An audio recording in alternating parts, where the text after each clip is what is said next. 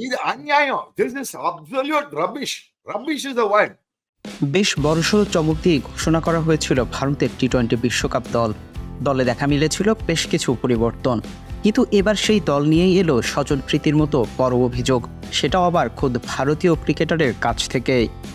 ভারতের 15 সদস্যের টি-20 বিশ্বকাপের দলে রয়েছে কয়েকটি অপ্রত্যাশিত নাম, ঠিক একইভাবে বাদও পড়েছে কয়েকটি প্রত্যাশিত নাম, আর তাতেই ভারতীয় সমর্থক থেকে শুরু করে সাবেক ক্রিকেটার বিতর্কের আওয়াজ দিচ্ছেন সকলেই। ভারতের টি-20 দলের অটো চয়েস ভাবা হতো সূর্যকুমার যাদব ও রিঙ্কু সিংকে, কিন্তু স্কোয়াড থেকে বাদ পড়েছেন জাতীয় দলের জার্সিতে 15টি টি-20তে 89 গড় আর 176 স্ট্রাইক রেটে 365 রান করা রিঙ্কু সিং। বিষয়টিকে রাবিশ সিলেকশন বলে উল্লেখ করেছেন ভারতের সাবেক ক্রিকেটার কৃষ্ণচামারী শ্রীকান্ত। ఇది అన్యాయం. This is absolute rubbish. Rubbish is the word.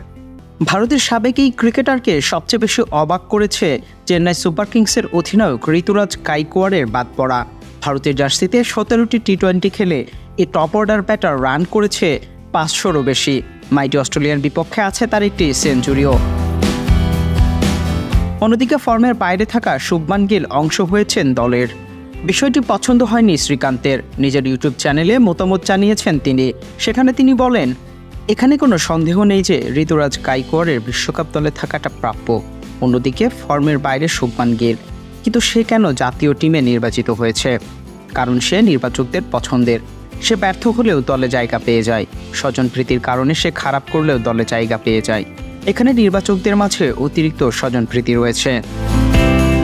এবারের আইপিএলেও দুর্দান্ত ফর্মে রয়েছে চেন্নাই সুপার কিংসের অধিনায়ক ঋতুরাজ গাইকোয়াড়, কিন্তু শুভমান গিল নিজের ফর্মহীনতায় ভুগছেন আইপিএল জুড়েই। নাজমুল সাগর, স্পোর্টস মিরর।